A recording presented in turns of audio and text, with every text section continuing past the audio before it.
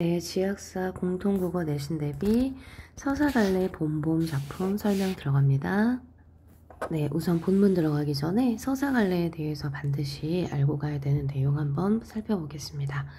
제가 지금 보고 있는 교재는 자습서고요.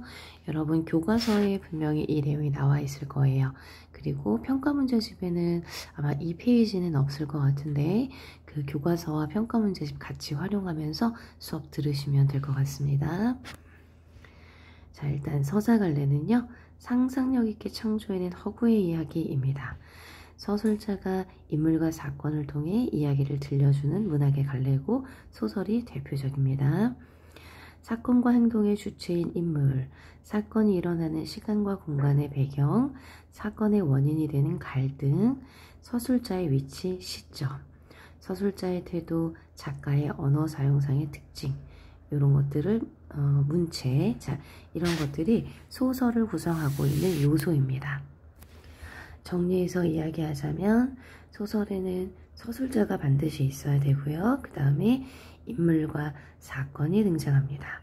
그 다음에 배경, 그리고 갈등, 그리고 문체, 시점, 이런 것들이 바로 소설의 구성 요소가 됩니다.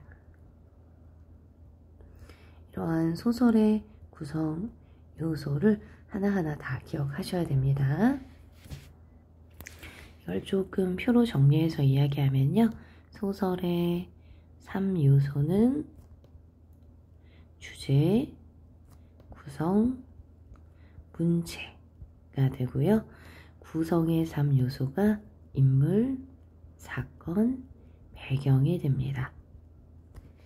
자, 이걸 잘 기억하셨다가 위와 같은 갈래의 특징으로 적절한 것은 이런 문제에 잘 대비하셔야 됩니다. 자, 본봄입니다. 자, 본봄 들어가기 전에 알아두기 소설에 대한 내용들이 있는데요. 이것들 전부 다 기억하셔야 됩니다. 일단 소설은 이제 서사갈래, 서사갈래의 하위갈래로는 설화, 고전소설, 신소설, 현대소설 등이 있다. 설화는 우리 글이 정착하기 전에 말로 전해지던 이야기라고 생각하시면 됩니다. 그 다음에 방금 말씀드렸던 구성 요소는 위에 있는 표로 이해하시면 되고요. 자, 소설 속의 인물들이 말이나 또는 행동을 통해서 자신의 성격을 드러내는데 직접 서술자입니다. 서술자가 인물의 성격을 직접적으로 설명하는 것은 직접 제시. 인물의 말이나 행동을 통해서 우리가 인물의 성격을 추론하는 것은 간접 제시라고 합니다. 직접 제시의 특징은 서술 속도가 빨라지고요. 단점은요, 서술자가 직접 설명하기 때문에 독자의 상상력을 제한할 수 있습니다. 간접 제시는요, 장면을 생생하게 묘사하고 현장감 있게 제시하고 자유롭게 상상할 수 있습니다. 그러나 실제 작가의 평가나 판단을 우리가 이해할 수는 없겠죠. 그러니까 독자의 생각과 작가의 생각이 다를 수도 있다는 얘기입니다. 그래서 작가의 평가나 판단이 드러나지는 않습니다. 자, 사건과 갈등. 자, 사건 같은 경우 시간의 흐름에 따라서 전개되는 평면적 구성, 순서가 뒤바뀌는 입체적 구성이 있습니다. 우리가 보통 평면적 구성이라고 하면 순행이라 하고요. 순서가 뒤바뀌어서 입체적 구성이 되면은 역순행이라고 이야기합니다. 그 다음에 갈등이라고 하면, 자, 갈등은 소설에서 가장 중요한 요소 중에 하나인데요. 갈등을 통해서 인물과 그 다음에 여러 가지 관계, 대립을 할 수 있고요. 인물의 성격을 드러내주고 그 다음에 해결하는 과정에서 주제가 드러난다. 배경, 기능.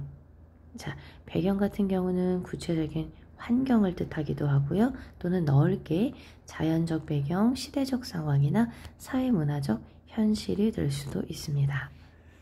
자, 그 다음에 소설 배경의 기능은요, 작품의 분위기를 형성하고 인물의 심리나 사건 전개 방향을 암시하기도 합니다. 또 인물의 행동을 사실적으로 느낄 수 있게 해주고 배경 자체가 상징적 의미를 지니기도 합니다. 자, 제가 표시하고 있는 이런 말들은 갈래의 특성으로 반드시 출제될 수 있는 내용들이기 때문에 잘 정리하고 암기하고 또 이해가 안 가는 부분은 질문을 하셔야 됩니다. 서술자는 허구적 대리인, 그 다음에 작가가 만들어낸 허구적 대리인이에요. 하는 역할은 인물의 성격이나 행동이나 사건 이런 것들을 다 전달하는 사람이죠. 시점은 서술자가 사건을 바라보는 위치나 관점 4개가 될 수 있습니다. 1인칭 주인공, 관찰자, 3인칭 관찰자, 전지적 작가 시점입니다. 중학교 때 배웠던 과정을 떠올려보고 자, 잘 떠오르지 않는다 하면은 4개의 시점에 관해서 꼭 질문하셔야 됩니다. 자, 봄봄의 제재 해설이에요. 김유정, 작가를 알아야 되는 소설입니다. 그 다음에 대릴 사이로 들어왔지만 머슴처럼 일하게 돼요. 이 갈등을 해학적으로 그리고 있는 게 특징입니다. 웃음을 유발하고 재미있고 재치있게. 그 다음에 제목이 봄이 2번이 나오잖아요. 요거는 이 중심 내용인 성례, 결혼이죠. 결혼에 대한 안타까운 기다림과 나와 점순이가 애정에 눈뜨기 시작하는 과정 등을 상징하는 기능을 합니다. 이거는 서술형으로 출제될 가능성이 높습니다. 해학적인 문체에 순진하고 어수룩한 주인공의 모습과 희극적 상황들이 독자에게 웃음을 유발합니다. 그 다음에 또 장인, 부정적으로 그려지는 인물인데요. 인간의 간교한 면을 보여주는 인물이라고 볼 수 있습니다. 자, 이 도표는 본문을 보고 그 다음에 내용이 정리되어 있는 것들이니까 전부 다 암기하셔야 됩니다. 역순행적 구성이다. 순서가 뒤바뀌었어요. 이 소설에서 가장 중요한 건 시간의 흐름과 사건의 흐름, 자, 요거를 잘 파악하셔야 됩니다. 자, 제목 봄봄의 의미 앞서 설명 잘 기억하시고요. 자, 그러니까 반복되는 이유가 이번 봄이 되면 결혼을 할 수 있을까, 내년 봄이 되면 결혼을 할 수 있을까 하는 기다림과 관련이 있다. 그리고 또 주인공 2사람의 사랑이 싹트는 시기라고 이야기되어 있습니다. 문장으로 기억해서 쓸 수 있게 연습하셔야 됩니다. 자, 소설이 대뜸 이렇게 인물의 대사로 시작이 되죠. 독자들에게 호기심을 유발하고 작품에 대한 집중력이 높아집니다.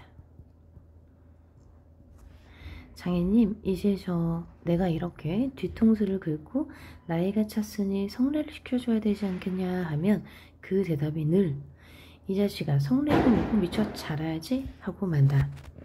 자라야 한다는 것은 내가 아니라 장차 내 아내가 될 점순이의 키말이다.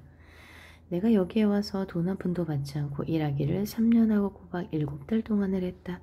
3년 그리고 7달 동안이나 일을 했어요. 자, 소설에서는 항상 디테일한 줄거리를 물어보는 문제, 팩트체크 문제가 출제되기 때문에 꼭 기억하셔야 됩니다. 그 다음에 지금 갈등의 원인이 성례, 결혼입니다. 점순이와 결혼을 시켜달라는 얘기예요. 아직 결혼을 하지 않았지만 장인어른이라고 지금 부르고 있죠. 대릴사위로 이 집에 들어왔기 때문에. 근데 장인어른은 점순이가 더 자라야 한다라고 이야기합니다. 이것은 장인어른이 성례를 시키지 않는 표면적인 이유에 해당합니다. 자, 그런데도 미처 못 자랐다니까 이 키는 언제야 자라는 겐지 짜증 영문을 모르겠다. 일을 좀 더 잘해야 한다든가 밥을 많이 먹는다고 노상 걱정이니까 좀 덜 먹어야 한다든가 하면 나도 얼마든지 할 말이 많다. 자, 이 작품은 이렇게 중간중간 괄호를 통해서 서술자인 나, 서술자이자 주인공인 나의 내면 심리를 아주 솔직하게 나타내고 있습니다. 이런 솔직한 이 서술들이 독자들에게 웃음을 유발하는 포인트가 됩니다. 하지만 점순이가 아직 어리니까 더 자라야 한다는 여기에는 어찌 볼 수 없이 고만 벙벙하고 만다. 이건 주인공 마음대로 할 수 있는 게 아니죠. 이래서 나는 애초에 계약이 잘못된 걸 알았다. 2년이면 2년, 3년이면 3년, 기한을 딱 작정하고 일을 해야 원 할 것이다. 자, 작정하고 일을 해야 원 할 것이다. 그러니까 작정하고 일을 했어야 된다. 덮어놓고 딸이 잘하는 대로 성례를 시켜주마 했으니 누가 늘 지키고 섰는 것도 아니고 그 키가 언제 자라는지 알 수 있는가. 그리고 난 사람의 키가 무럭무럭 자라는 줄만 알았지. 붓배기 키에 옆으로만 벌어지는 몸, 그러니까 키는 안 크고 옆으로 삶아지나 봐요. 이것도 이제 해학적 묘사 독자들에게 웃음을 유발하는 포인트가 되죠. 이렇게 있는 몸이 있는 걸 누가 알았으랴. 때가 되면 장인님이 어려운하라 싶어서 군소리 없이 꾸벅꾸벅 일만 해왔다. 그런 말이다. 장인님, 제가, 자, 장인님이라고 존칭을 썼다가 제가라고 이제 낮춤을 쓰죠. 다 알아차려서 이걸 동시에 쓰기 때문에 불만도 드러나고 또 여기서 해학성이 드러나기도 합니다. 웃음을 유발하는 그 표현이기도 하죠. 참 너 일 많이 했다. 그만 장가 들어라 하고 살림도 내주고 해야 나도 좋을 것이 아니냐. 시치미를 딱 대고 도리어 그런 소리가 나올까봐 지레 펄펄 뛰고 이하다니다. 명색이 좋아 들을 사위지 일하기가 승겁기도 할 뿐더러 이건 참 아무것도 아니다. 숙맥이 그걸 모르고 점순이 키 자라기만 까맣게 기다리지 않았었나. 자, 자기 자신에 대한 평가죠.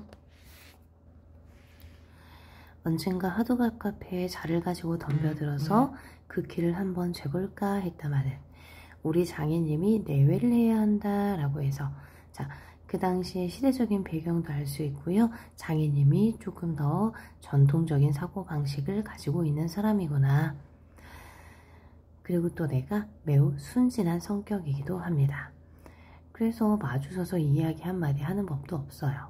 운물길에서 어쩌다 마주치면 겨우 눈어림으로 재보고 하는 것인데 그럴 적마다 나는 저만쯤 가서 재미, 키도, 자, 지금 키가 자라지 않는 것에 대한 답답함을 표현하고 있다라고 나오고 있죠. 자, 일단은 이 부분에서도 독자들이 웃음을 유발하는 그런 장면이 됩니다. 눈뜨게다 침을 딱 뱉어요. 아무리 잘 봐야 내 겨드랑이 밑에 너물락말락 밤낮 요 모양이다. 자, 내가 다른 사람보다 키가 좀 크긴 합니다. 개돼지는 푹푹 크는데 왜 사람은 안 크는지. 한동안 머리가 아프도록 궁리도 해보았다. 아, 물동이를 잡고 있니까 뼈다구가 움츠러드나 보다 하고 내가 넌듯이 그 물을 대신 길어도 주었다. 일단 내가 좀 미숙한 친구다. 그래서 웃음을 유발한다 하는 것도 알 수 있고요. 점순이에 대한 애정도 알 수 있습니다. 뿐만 아니라 나무를 하러 가면 소낭당에 돌을 올려놓고 점순이 키 좀 크게 해주십시오. 그러면 다음에 떡 갖다 놓고 고사 드립쇼 하니까, 자, 엉터리치성이다. 그러니까 떡을 놓고 고사를 지내야 되는데 일단 소원을 먼저 빕니다. 치성도 한두 번 드린 게 아니다. 어떻게 대먹은 킨지 이래도 막무가내니. 중간중간에 방언이 되게 많이 나오잖아요. 자, 이 단어들, 이런 단어들의 뜻풀이는 전부 출제 대상이 됩니다. 자, 다른 작품하고는 조금 다르게 이 작품에서는 방언이 중요한 역할을 하기도 하고요. 그 다음에 사실 문맥상 유추가 가능한 방언들이기 때문에 더 출제가 많이 되는 거라고 보셔야 돼요. 그래서 이렇게 좀 정확하게 뜻을 알고 그 다음에 암기하고 시험을 보러 가셔야 되고요. 이 첫 번째 장면 봤더니 이게 1인칭 주인공 시점의 작품의 특징을 정말 잘 보여주고 있죠. 1인칭 주인공인 내가 나의 이야기를 나의 내면 심리 중심으로 전개하고 있구나. 나의 내면 심리가 매우 솔직하게 드러나는 게 특징입니다. 그리고 1인칭 주인공 시점은 나의 마음은 알고 있지만 다른 인물의 내면 심리는 서술할 수가 없어요. 그래서 다른 인물의 내면 심리는 서술자가 서술하지 못하고 그 인물의 말이나 또는 행동을 통해서 추측할 수밖에 없습니다. 1인칭 주인공 시점의 한계는요. 다른 인물의 내면 심리를 알 수 없다는 것, 그 다음에 나의 시간과 공간에 사건이 제약된다는 점입니다. 내가 있는 공간과 내가 있는 시간대의 사건에 대해서만 서술할 수 있고요. 그 이외의 사건은 나는 알 수가 없다는 거죠. 자, 일단은 여기까지 영상 업로드 하고요. 다음 본문 또 이어서 두 번째 영상 업로드 하겠습니다.